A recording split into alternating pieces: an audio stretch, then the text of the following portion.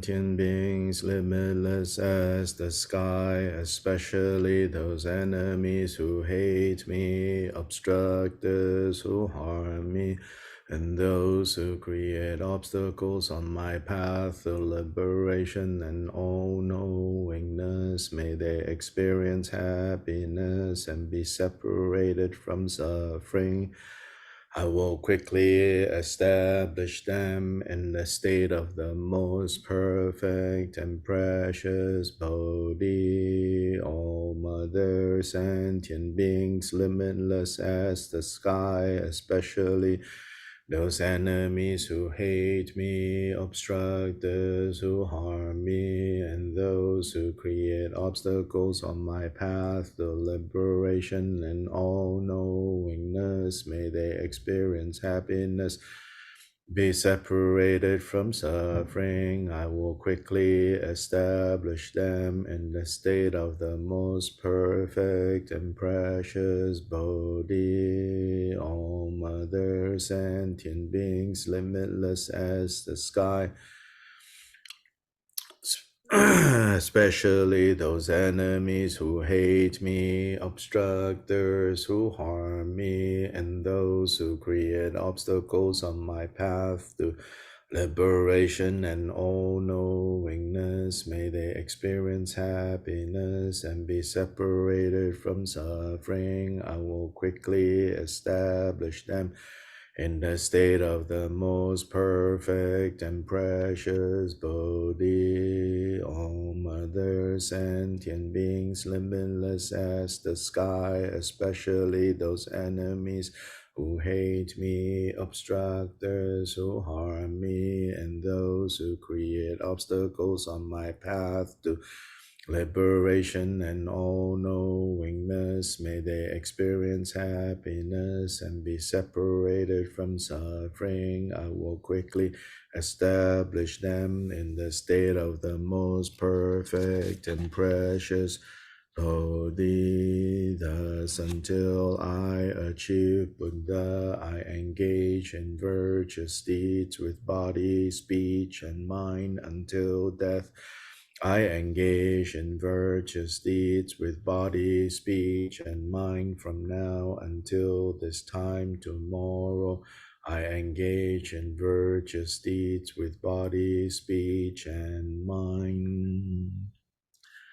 In the Buddha, Dharma, and Sangha, most excellent, I take refuge until Bodhi is reached by the merit of generosity and other perfections.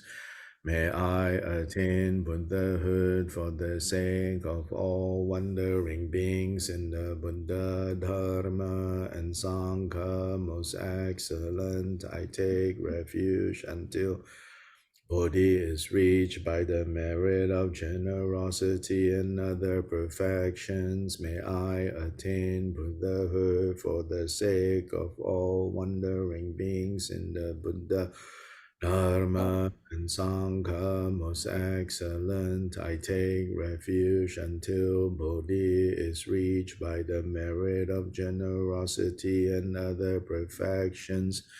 May I attain Buddhahood for the sake of all wandering beings.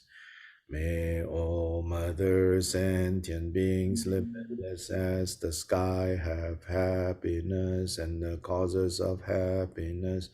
May they be liberated from suffering and the causes of suffering. May they never be separated from the happiness that is free from sorrow. May they rest in equanimity, free from the bias of attachment and aversion. May all Mother sentient beings, limitless as the sky, happiness and the causes of happiness, may they be liberated from suffering and the causes of suffering.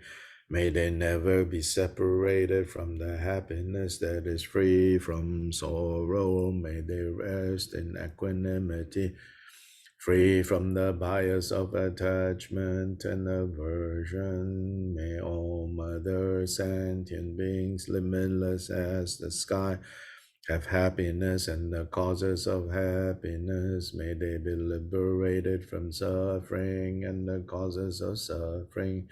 May they never be separated from the happiness that is free from sorrow. May they rest in equanimity, free from the bias of attachment and aversion.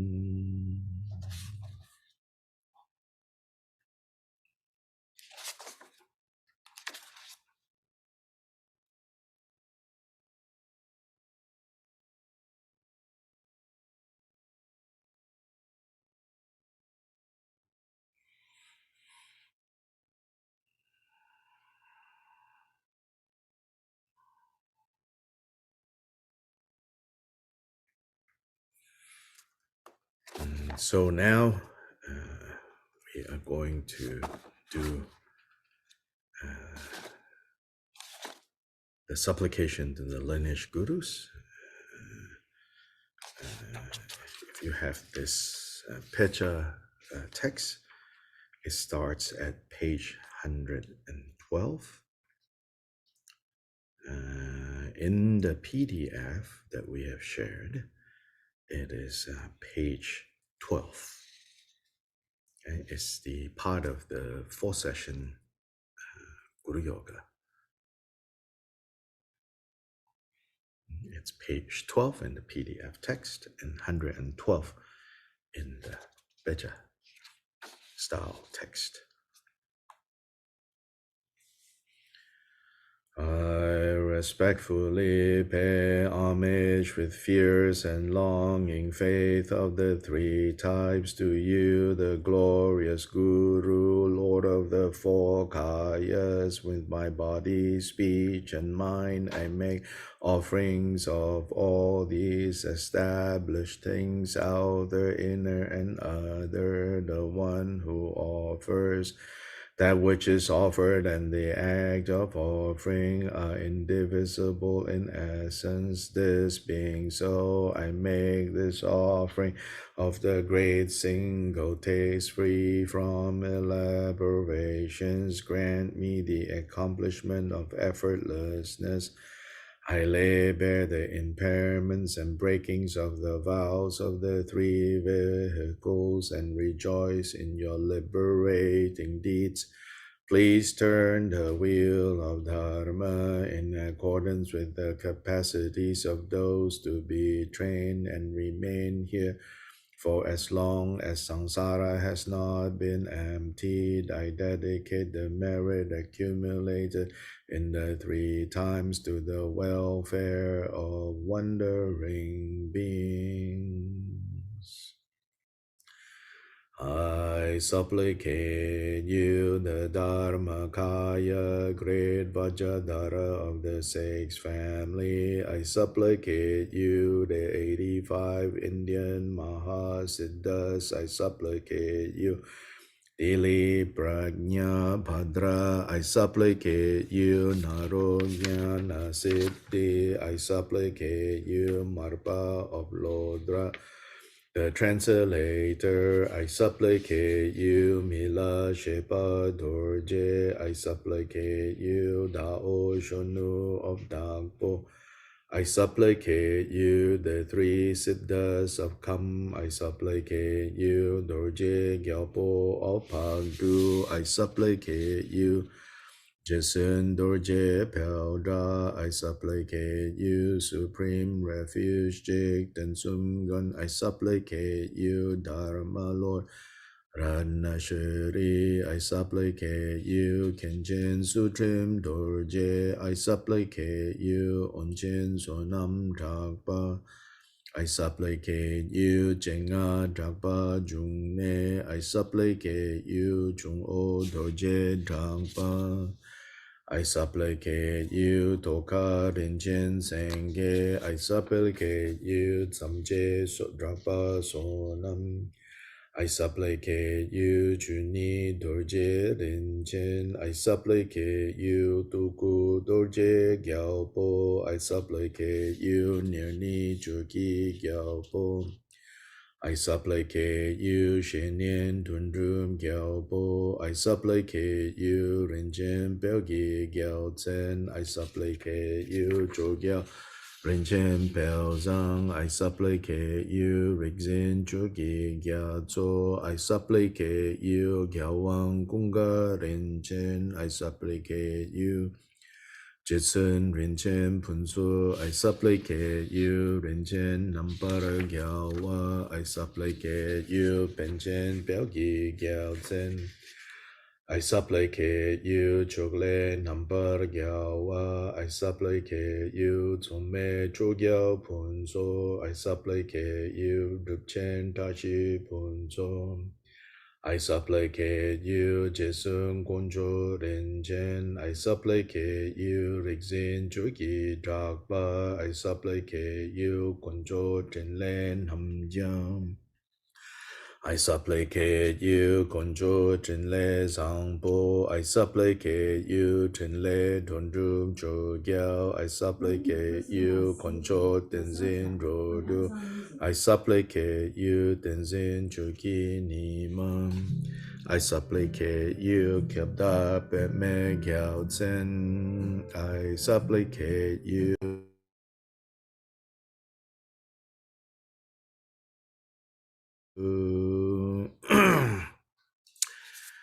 Benchen Pelgi Gyal Zen, I supplicate you, Chole Nampar Gyalwa, I supplicate you, Tsume Chogyal Punzo, I supplicate you, Drupchen Tashi Punzo, I supplicate you, Jesung Gonjo Rinchen, I supplicate you, Rixin Choki Drakpa. I supplicate you, Konjo Tenle Namjiao. I supplicate you, Konjo Tenle Zangpo. I supplicate you, Tenle Tondrum Jojiao. I supplicate you, Konjo Tenzin Jodu. I supplicate you, Tenzin Jogi Nimam. I supplicate you, Kyabda Peme Gyaltsen. I supplicate you, Jamyan Jogi Gyaltsen. I supplicate you, Duwang Jogi Gyaltsen. I supplicate you, Rinchen Tempe Zegen. I supplicate you, Gyalwang Tukje Nima. I supplicate you, Ringzin Nuden Dorje. I supplicate you, Jason Jogi Lordo. I supplicate you, Gyaucho Shive Lodro. I supplicate you, Jason Dhammakara. I supplicate you, Trisab Tenzin Tubden. I supplicate you, the Dapoka Jew, protectors of wandering beings. I supplicate you, my kind rune Guru. Look upon me from afar with eyes of compassion, reckless and mundane, although I meditate on the rarity of the freedoms and endowments. I still squander away my life. Look upon me from afar with eyes of compassion. Reckless and mundane, although I meditate on impermanence and death, I still fixate on composite phenomena as permanent. Look upon me from afar with eyes of compassion, reckless and mundane, although I meditate on the unmistaken nature of cause and effect. I still pervert what to adopt and what to abandon. Look upon me from afar with eyes of compassion. Reckless and mundane, although I meditate on the sufferings of cyclic existence, I still take the way to the lower realms. Look upon me from afar with eyes of compassion, reckless and mundane, although I safeguard the vows of individual liberation, I still lack renunciation and the determination to be free. Look upon me from afar with eyes of compassion, reckless and mundane, although I meditate on all wandering beings as my parents. I still have bias attachment to friends and aversion for enemies. Look upon me from afar with eyes of compassion, Reckless and mundane, although I cultivate loving kindness and compassion, I still hold on to envy and enmity. Look upon me from afar with eyes of compassion. Reckless and mundane, although I cultivate aspiration and action, bodhicitta, I still focus only on my own welfare. Look upon me from afar with eyes of compassion. Reckless and mundane, although I meditate on my body as the deity's exalted form, I still cling to ordinary perception. Look upon me from afar with eyes of compassion. Reckless and mundane, although I have counted the mantras to be recited, I still waste away my life force. Look upon me from afar with eyes of compassion, reckless and mundane, although I cultivate the samadhi of moon in the water. I still solidify things as real and substantial. Look upon me from afar with eyes of compassion. Reckless and mundane, although I conclude by dissolving in the subsequent stage, I still purify and confess superficially. Look upon me from afar with eyes of compassion. Reckless and mundane, although I meditate on my own mind as free from elaborations, I still have conceptual attitudes. Look upon me from afar with eyes of compassion, reckless and mundane, although I cultivate, not grasping at whatever arises. I still affix an artificial watchfulness. Look upon me from afar with eyes of compassion. Reckless and mundane, although I cultivate resting freely in the natural state, I still amplify artificialities. Look upon me from afar with eyes of compassion. Reckless and mundane, although I meditate on unity beyond conceptions, I still get carried away by the masses of likes and dislikes. Look upon me from afar with eyes of compassion. Reckless and mundane, I supplicate you who are my refuge and protector in this and all other lives. Physician who removes the chronic diseases of samsara, hero who vanquishes the enemies that are afflictive emotions. Sun which dispels the darkness of ignorance, moon that protects from the heat of suffering, jewel which fulfills all our needs and desires. You Guru who are all-inclusive and all-sufficient, I supplicate you from the depths of my heart. With compassion, swiftly heed me, effortlessly bestow your blessings, grant me now and on this seat the naturally accomplished feast of the two benefits. I am endowed with both merit and devotion. Do not leave my hopes unfulfilled.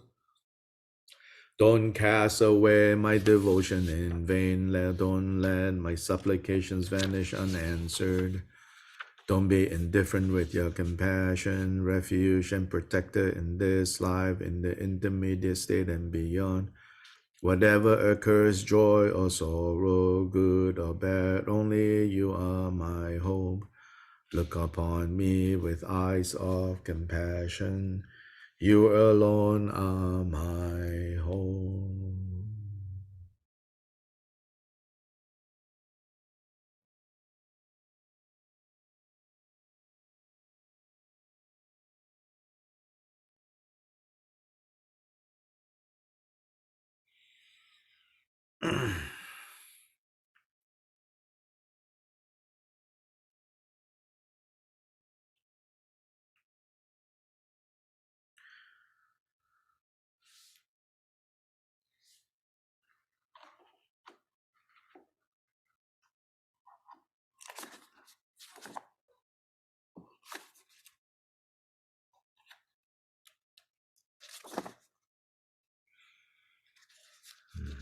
Then now, let's do the dedication.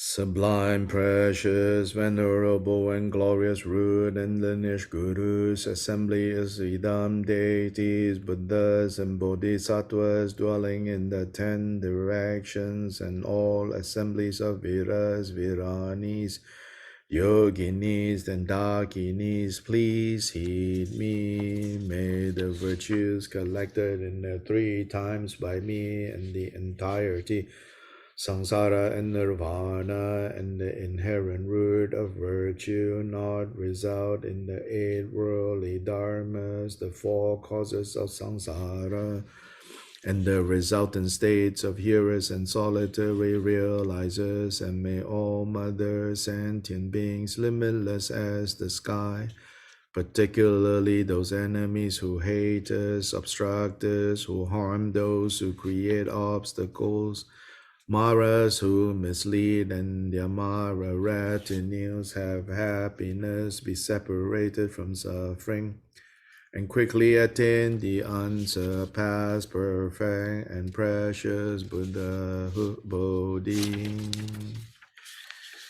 By the power of this vast root of virtue, may we benefit sentient beings with body, speech, and mind. May the afflictive thoughts of attachment, aversion, ignorance, pride, and jealousy not arise in my mind stream. May thoughts of name, fame, gain, respect, and so forth in this life not arise for even a moment, with my mind stream moistened by love, compassion, and bodhicitta. May I become a virtuous spiritual friend with good qualities limitless as space. May I achieve the supreme attainment of Mahamudra in this very life. By the virtues collected in the 3 times by me and the entirety of samsara and nirvana, and by the innate root of virtue, may I and all sentient beings quickly attain the unsurpassed, perfect, complete, precious Bodhi.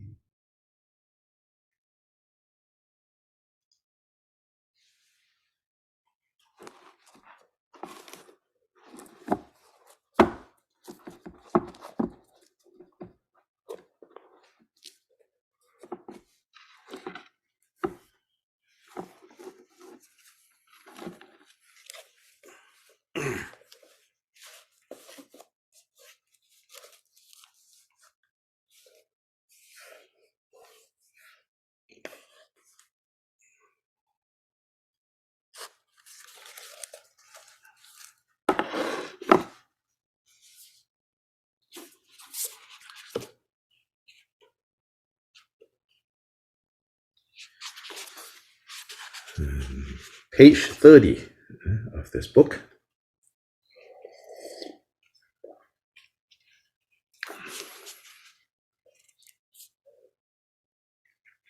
So at this point, Kyoba Jikten Sumgön has basically explained the centrality of bodhicitta and the importance of cultivating both relative and absolute bodhicitta. And so in the last section we saw, right, he said, if you only cultivate ultimate bodhicitta or absolute bodhicitta, which is the wisdom aspect, and you do not cultivate relative bodhicitta, then in that scenario, you will just achieve, or you will end up achieving the result of the hearers and the solitary realizers. And if you just practice relative bodhicitta without cultivating ultimate bodhicitta, then you cannot be free from samsara. So these two, freedom from samsara and benefiting beings, in the bodhisattva path, they go hand in hand. In some ways, you could say there is some kind of tension between these two. Freedom from dukkha, from samsara, and benefiting beings. In some ways, there is a tension. Simply in our lives, we can see how sometimes we want to help, but we don't want to be inconvenienced. As simple as that,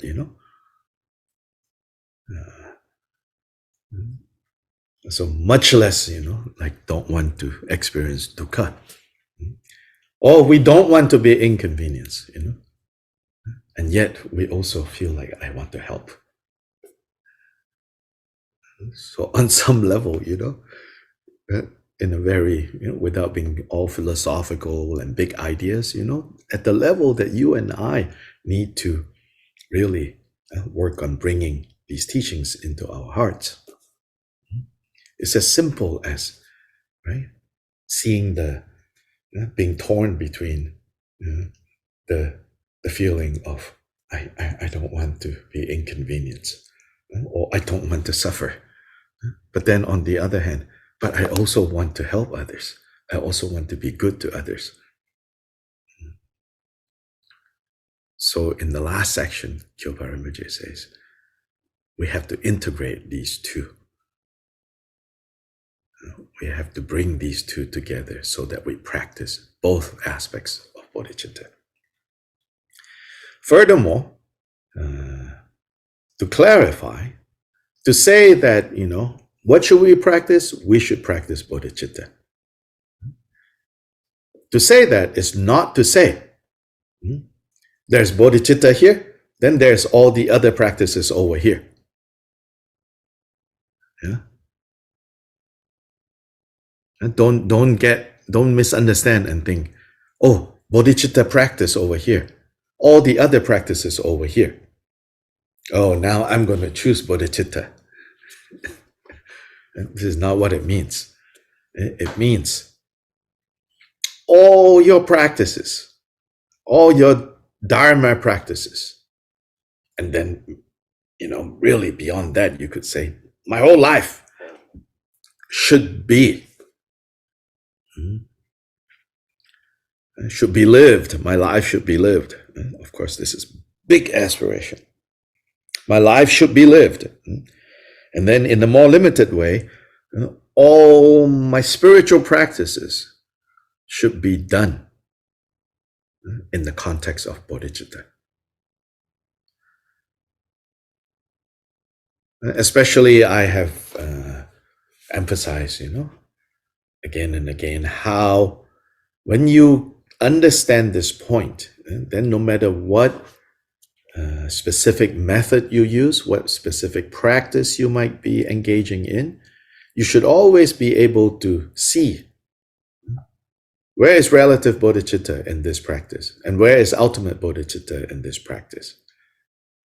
And then from there into even, I'm driving to the store now. Where is relative bodhicitta here? Where is ultimate bodhicitta here? To that degree. I'm going to go take a shower now. Where is relative bodhicitta here? Where is ultimate bodhicitta here? But okay, also not in a neurotic way, okay? Walking around, where is relative bodhicitta? Where is ultimate bodhicitta? Just be natural. Slowly, slowly be natural. But be natural, but also need to be intentional. And so we need reminders. So our formal practice sessions, we can more intentionally kind of look for and say, this is relative bodhicitta aspect. This is ultimate bodhicitta aspect. And in the end, right, they are inseparable. They should be inseparable. They should be indistinguishable. So in the Lojong instructions, especially in this text, the 7-point Lojong, in that section where Geshe Chekawa gives four, I believe, four statements to help us gauge how well is my Lojong training going. One of the lines in there says, when all your practices converge into one single point, then you know you are making good progress in Lojong. And what is that single point? Bodhicitta. So he's not saying, right? Oh, no need to practice anything except for bodhicitta. He's saying that when the 84,000 practices that we engage in are all understood and practiced for the purpose of actualizing the two bodhicittas, then we have the lineage, we have the transmission. If we don't have that, then we don't have the lineage, we don't have the transmission that Kyopa Rinpoche emphasizes here.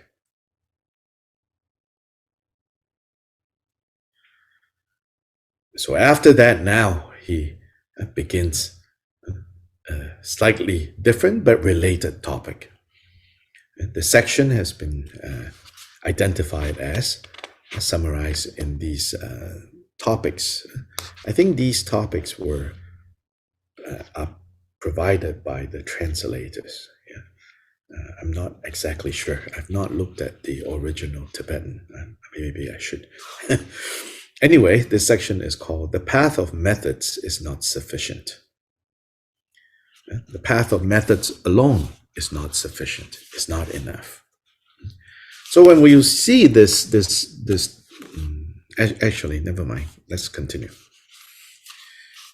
Moreover, Jikten Sumgön taught that there are two manners of entanglement for a gomchen. So footnote here says gomchen literally means a great meditator. And so it refers to a practitioner who devotes most of their time to meditation, like a retreatant. Here and in most instances that follow, it seems to refer to a practitioner of lesser capacity. So I leave it untranslated. Actually, I think here it's not necessarily referring to a practitioner of lesser capacity. Actually, Kyopa Rinpoche is being sarcastic. So we would translate it as, there are two manners of entanglement for a so-called great meditator. So he's using gomchen in an ironic way, And it's good because so many of us, want to be great meditator, Secretly or not so secretly. I want to be great meditator. So then Kyopa Rinpoche says, so you so-called great meditators, these are the two ways you can get all tied up, all entangled.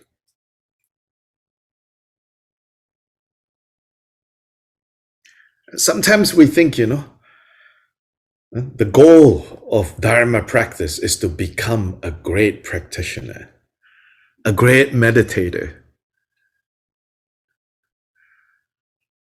But no, the goal of Dharma practice is to be a decent human being. First of all, a decent human being. Then from a decent human being to Buddha, awake.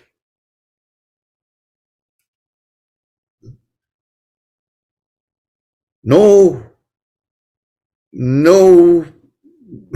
benefit in being a great meditator if we can't be a decent human being.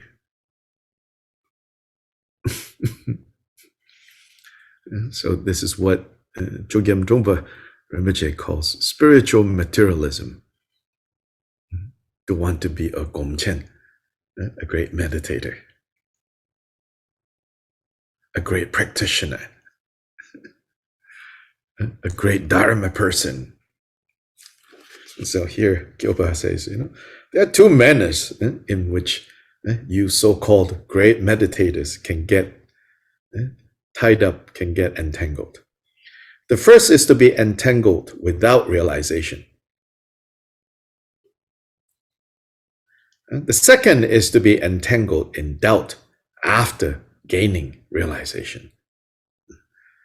So maybe you don't even need this bracket here, basic. Because here, sometimes I think we think, when we see this word realization, then we think it's talking about the way that Siddhartha achieved realization under the Bodhi tree. Yes, that is final realization. That is complete and perfect realization.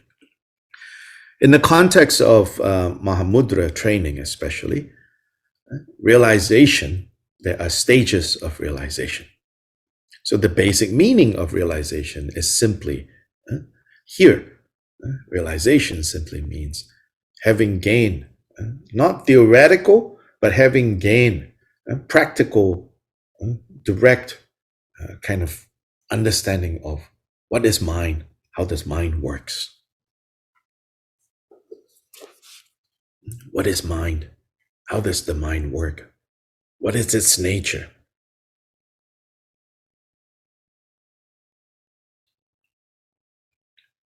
Not just theoretical understanding, but having tasted, the mind is like this.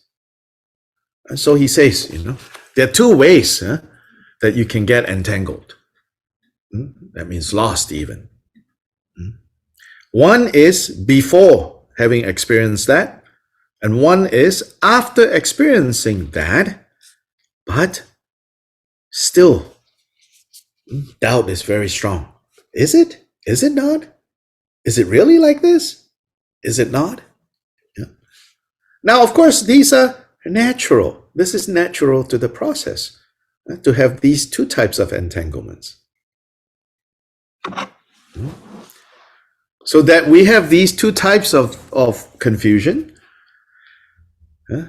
it's okay. Not that you're doing it wrong.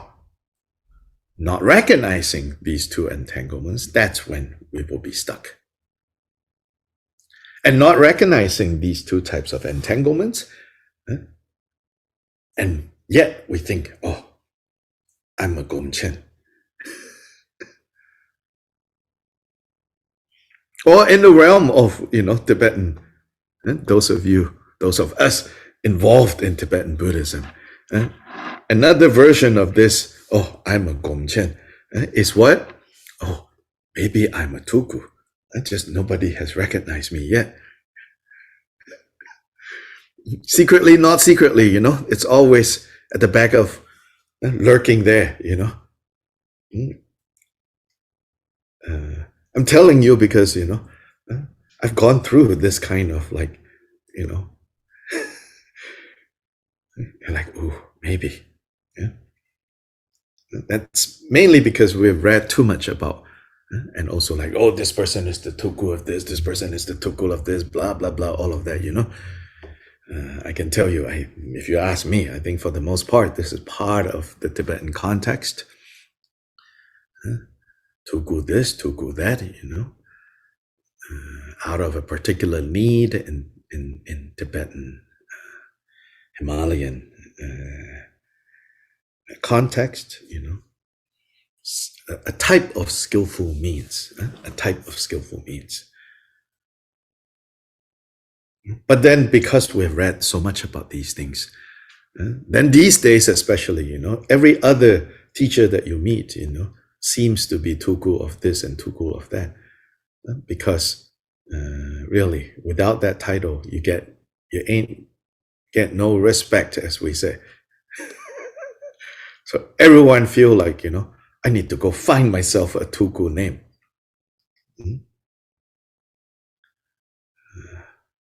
Really, you don't get any respect, seemingly, if you don't have, not enough to have the title Kempo, to have a title, Drupan, Doja Lopan, Lopan, or no, oh, that's just, you know. Then even Tuku, also, I think especially within Tibetan society, Himalayan society these days, among younger people, they have become more discerning. His Holiness himself said this, people are now cannot be so easily fooled by these titles. So this is a good thing in a way. Anyway, just to say, our version, because we still have all these fantasies about being a Tulku, our version of gomchen might not be that, oh, I'm a gomchen, but that, oh, I'm just waiting to be discovered. Or even sometimes, we'll be like, oh, look, His Holiness just looked at me differently. Oh, that means I must be.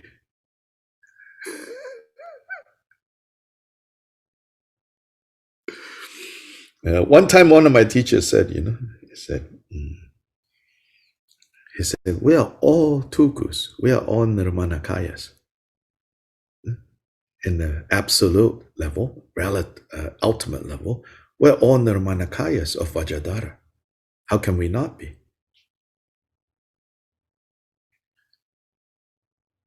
On the relative level, we are all nirmanakayas, so to say, but not so literally. Meaning, we are of course, nirmanakaya specifically refers to the embodiment of the awakened state. But we are nirmanakayas, as in we are embodiments. Embodiment, right? To embody.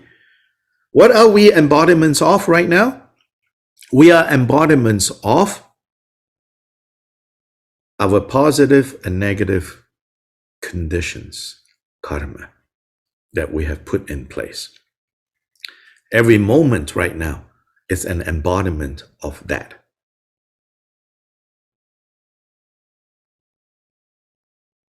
Yeah, in the teaching that we covered last night in the Drikung Dhammakirti meeting, Gyalpa Rinpoche gives this advice to this person who is dying. He says, don't be so confident and cocky about thinking now, oh, it's okay, because I think seemingly this person is a very tough, very brave, maybe even a warrior, a warlord of sorts, and he's dying, And Gyalpa Rinpoche said to him, you may think, you may even have this thought, have this excuse, oh, die, it's okay, I'm going to be reborn. This kind of confidence, I'm going to be reborn, so I'll be back. There are people like this, in cultures where belief in future lifetimes are very strong. There are people like that, especially people who have been successful, proud, warriors, businessmen. Really, I've met these people, even as they're dying, they say, no problem, I'll be back. I'll be back to take back all this wealth. I'll be back to, control all this power. So conceivably, Gyalpa was talking to someone like this, and he said to him, hey, don't be so sure, because even though we talk about rebirth, it's not exactly you that is coming back. What comes back, so to say, what continues, is the continuity of causes and conditions that you put in place. That's what arises. So in this context, what arises is we don't even need to postpone until future lifetimes. Every moment that arises next, right, is an embodiment of all the causes and effects that have come prior to that moment.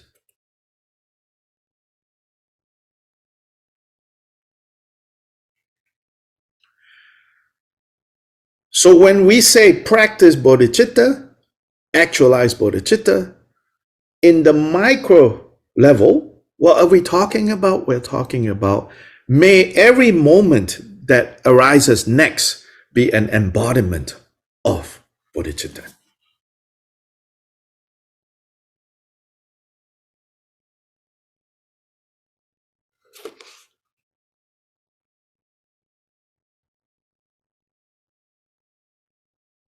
Let every moment, when we understand that every moment is an embodiment, is the embodiment of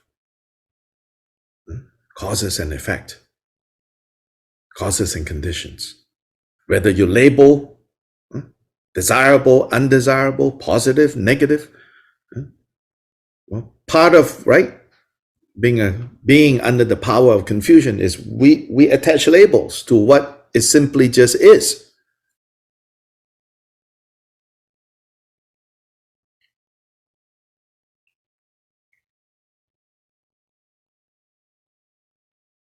So every moment, right, is the embodiment of,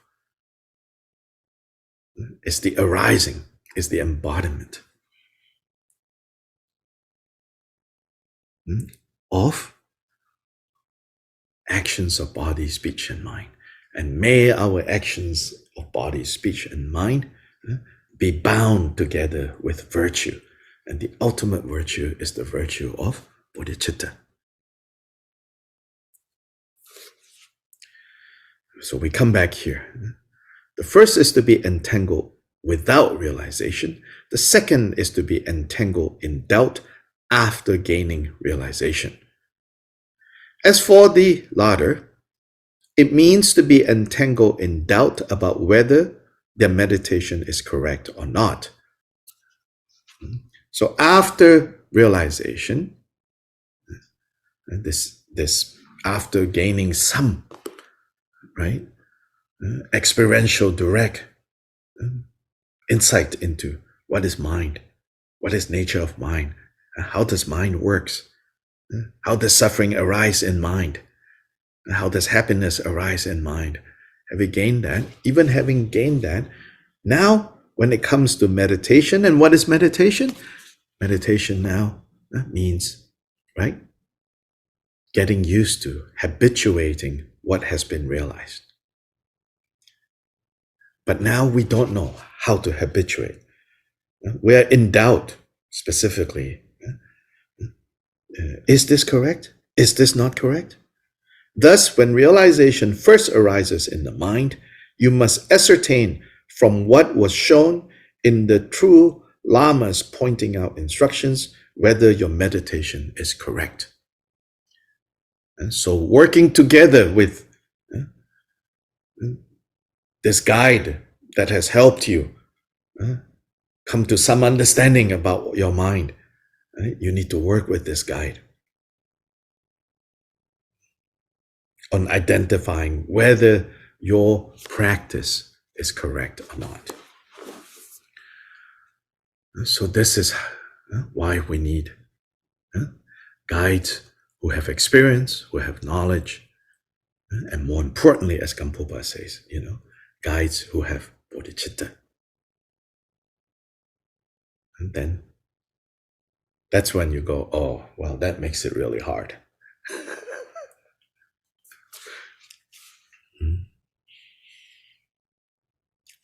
But something like this, can be a guide. Yeah. Lama Shabkar, very famous, one of the great masters. Lama Shabkar says, in the beginning, the authentic texts and teachings served as, in the beginning, he says, my lama, he was referring to the human,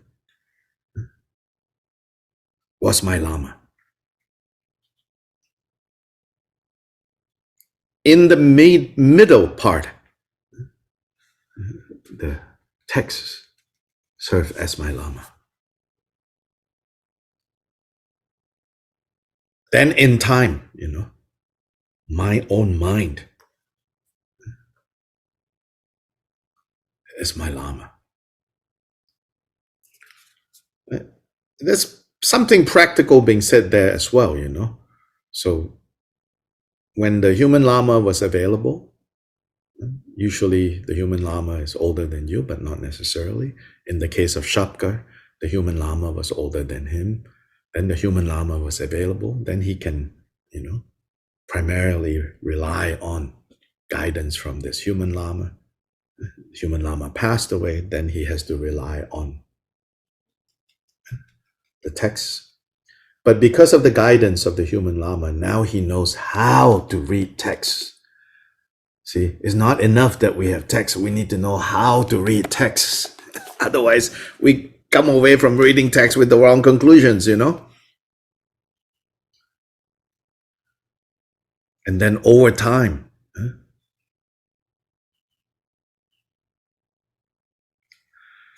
life experiences that turn up become the lama. And this is the meaning of my mind now is the lama. It doesn't mean, you know, like, oh, I just look at my mind. But now the mind has been trained both by carefully digesting texts based on the guidance of the human lama. Then now gaining confidence in the inner lama. And in the end, discovering this inner lama is the most crucial part of this training. The outer lama should always be pointing us towards the inner lama. If you find that you are following a lama, a guru, but then the more you follow, the more it seems, you know, you're looking outwards. Then maybe, you know, something is not going right. You need to check in.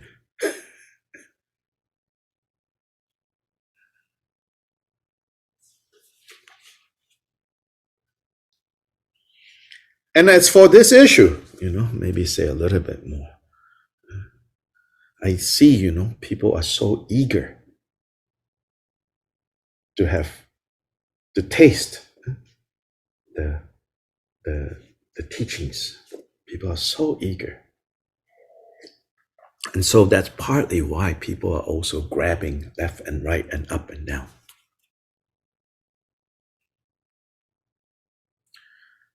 And then randomly, whoever they can ask, whoever would answer their questions, you know, they ask questions.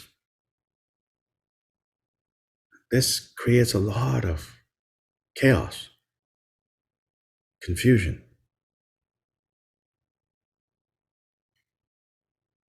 So increasingly, I also don't want to answer questions that I feel random people just grabbing, you know. We have to form a relationship over time, because that's part of the process. You know, we have to form a relationship over time with our guides. It cannot just be simply grabbing whatever is out there. And the internet has made the domain of possibilities even greater now.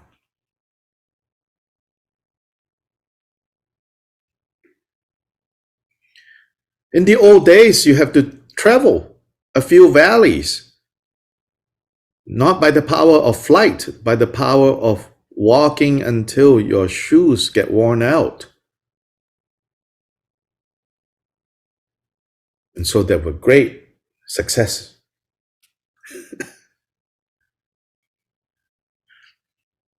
Now, so easy. And where are the results?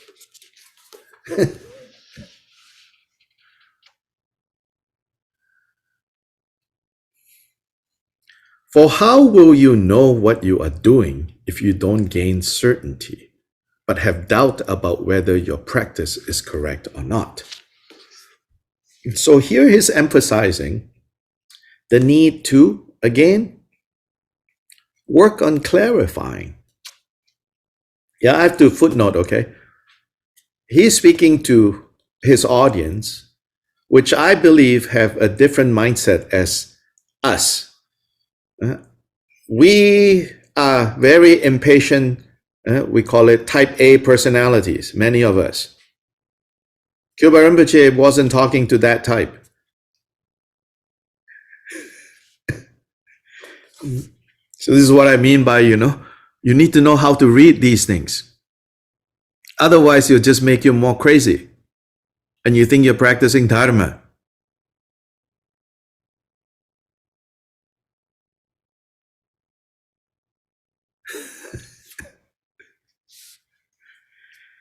I've said, you have to understand, like culturally, in Asia in general, but things, of course, are changing now.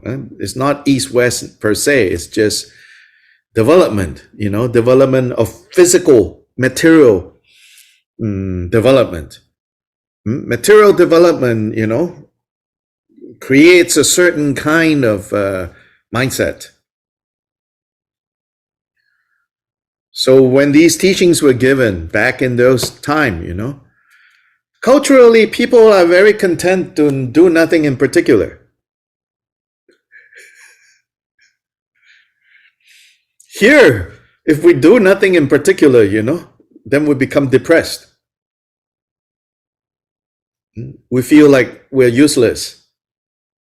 They're doing nothing in particular. It's like a luxury. So people can just sip tea, and mind you, this is like 6 times the size of teacups that people have. And people are content to sip that little teacup for the whole day, or at least the whole afternoon.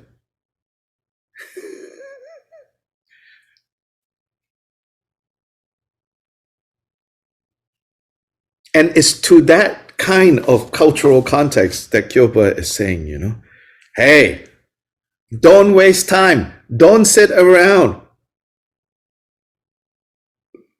Get serious now.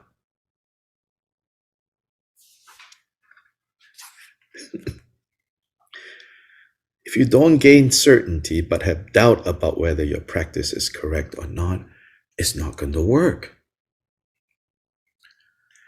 So gaining certainty, again, is not talking about, you needing to figure everything out before you're going to practice. This is another problem that we have. We want to know everything. And we think that we can know everything by reading, by talking to people. So you have all these cookbooks, and you have remodeled your kitchen, bought all the fancy gadgets, but never ever cook. I will start, when I have perfect conditions. That's more like the kind of things I see,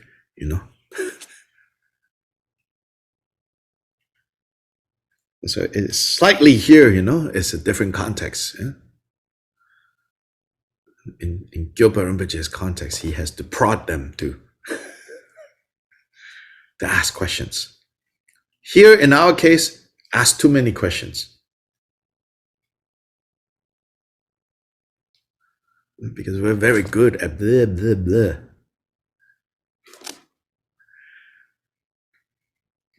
Then when we read things like this, without understanding context, we think our blah, blah, blah is good, Moreover, there is the danger that at the time of death, a gomchen who failed to enter certainty while he was with his qualified true lama will take rebirth as a spirit or other non-human being because of the doubt in his mind.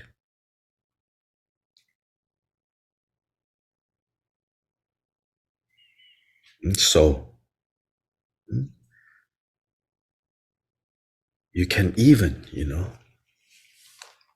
fall into the lower realms if you don't clarify, if you don't work on clarifying. How do I go about habituating this realization? So it is necessary to eliminate discursive thoughts and doubts and always place yourself in the meditative absorption of the two kinds of bodhicitta. Now he comes back to that topic. Eliminate doubt and discursive thoughts. You don't eliminate doubt and discursive thoughts. You don't eliminate discursive thoughts by trying to beat it out of existence. And you don't eliminate doubt by suppressing doubt. That's not what is recommended here. What is recommended here is you need to prioritize this process of eliminating discursive thoughts and doubts. The doubt that we have to eliminate here is different from, for those of you who were in class last night, different from the, not knowing that I was talking about. Yeah. That serves a different function. That's to give space. The doubt that needs to be eliminated here is the not useful doubt, the doubt that will make you not work on clearing the mental defilements. Or you jump from one to the other. And then you try to clear that doubt again by asking whoever you can just grab off the street. And that's another problem. So instead of, it's necessary, right, to eliminate discursive thoughts and doubts and always place yourself in the stable mental state of the two bodhicittas. Here, meditative absorption is a literal translation, but again, please don't think of it as absorption. I don't want to hear anything. I don't want to feel anything. I don't want to think anything. Meditative absorption is not like this. This samadhi is, you could say, an open, spacious samadhi where the mind is confidently resting in the two bodhicittas. When you have that kind of confidence, when you have that kind of stability, you don't need to shut all your windows and your shades and you don't need to block all the sounds out. You're fine with sight, sound, smell, taste, touch that arise.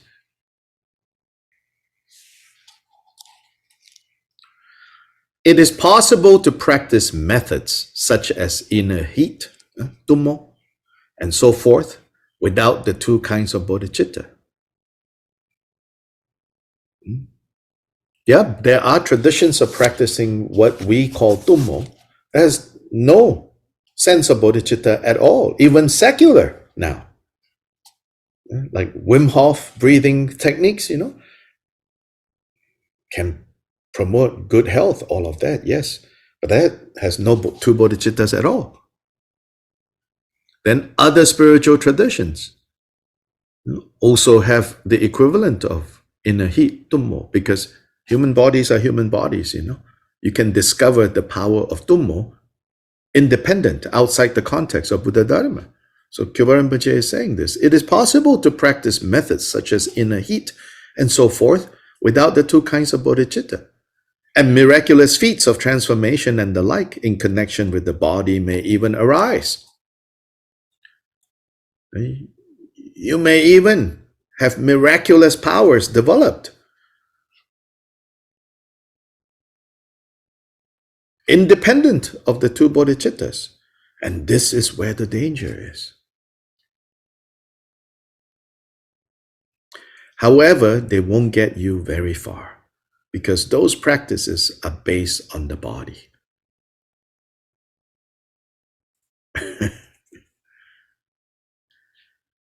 Once you become separated from the body, you are separated from them too.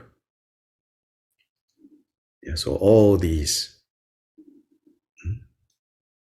methods of manipulating energy, as important as they can be at certain points in our development, in our process,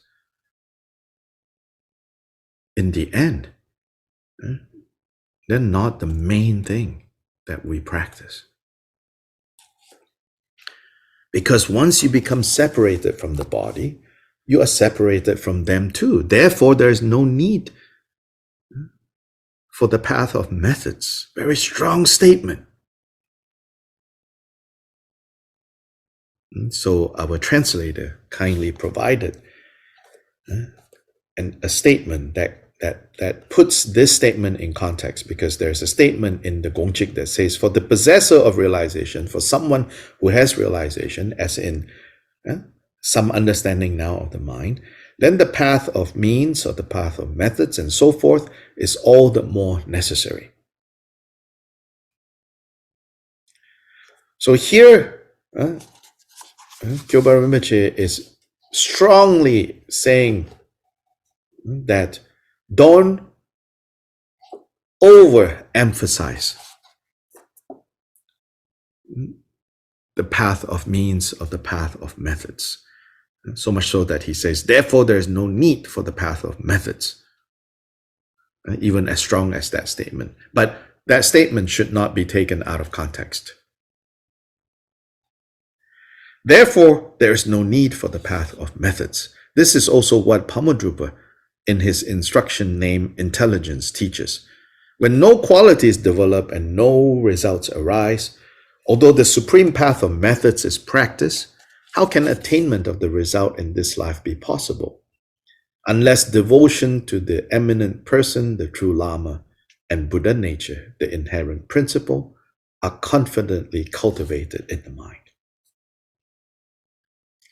So here, this quote shows that it's not that Kyopa or Kyopa's teacher, Pamadrupa, is saying absolutely path of methods or path of means is not needed, but this supreme path of methods is only supreme if we cultivate them within the context of cultivating the two bodhicittas, encompassed by. And then specifically in Pamadrupa's quote, he emphasizes relying on a guide and recognizing your own Buddha nature. I think these two, right, should always be together, relying on a guide or guides on the one hand, and not forgetting your own Buddha nature on the other hand. Because sometimes relying on the guide can lead to you feeling like you have nothing, and then sometimes trusting in Buddha nature can make us arrogant. But to practice the Dharma, we have to steer away from becoming a doormat or becoming arrogant. And so hold these two together. Mahamudra is the queen of all wish-fulfilling jewels, supreme cause, supreme path, and boundless result. End of quote. Thus, the two kinds of bodhicitta should be your permanent practice. And the two kinds of bodhicitta should be your permanent practice, should be the reference point, should be the context, so that even the path of methods, if the path of methods or experiences that arise from the path of methods, whether you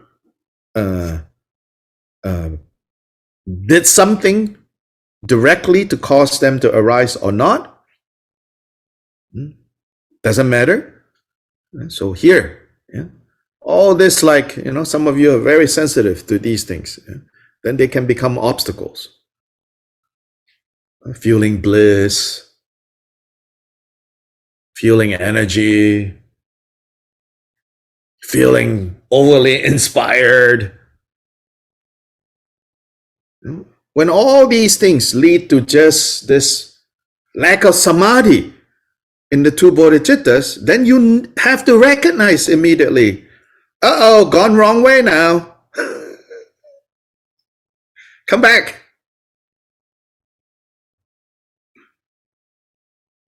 All these spiritual highs. If you feed the spiritual high, you're going to suffer from spiritual lows.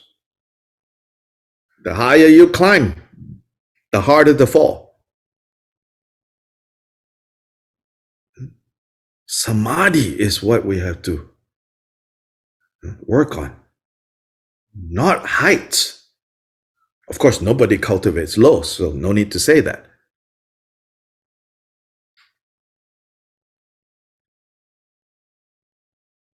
And so the path of methods can stir up these things. So that's why even Kyopa would even use such strong words to say, therefore the path of methods is not necessary. Not that absolutely not necessary, but only when you have this understanding and appreciation for what is it that we are practicing, what is it that we are transmitting, what is it is the core of the transmission from Vajradhara down to our guru, down to us, is actualizing the two bodhicittas. Then, when that is firmly in place, everything else will fall into place. Path of methods will fall into place. Intellectual inquiry will fall into place. Reading will fall into place. And then now, even what I was warning, telling you to be careful about, simply grabbing things left and right, up and down, here, there, and everywhere, even that can fall into place when this stability in the two bodhicittas are there, is there. Okay, we should stop here today. Then we will finish this section probably tomorrow. Congratulations, we almost survived the first week of this daily practice. And next, let's see, just an announcement. Next Saturday, we're adding a program that will begin New York time at 11. It's an in-person as well as Zoom program. It's the practice of Amitayus, not the special Amitayus that His Holiness recently gave the empowerment of, the standing Amitayus, but the more regular, so to say, the more well-known one, the seated Amitayus practice. We're going to do that at the temple as well as over Zoom, mainly because one center in Mexico have reached out and asked me to go over with them. I've taught them this practice because His Holiness gave the empowerment in Mexico a couple of months back, and I've taught them this practice, but they want a refresher. So we're going to do this next Saturday. We'll soon share the information. If you're signed up for Dr. Lai's programs WhatsApp group, we will make sure that we share it there. And then if you're part of DDIS WhatsApp group, then you will also hear it there. So be on the lookout for that. Yeah. Changchu Semchu Rinpoche Ma Ge Ba Nam Ge Gyurche Ge Ba Nyam Pa Me Pa Ya Gong Ne Gong Du Bel War Shou. Tata, everyone. Have a good day. Thank you. Bye. Thank you very much. Thank you.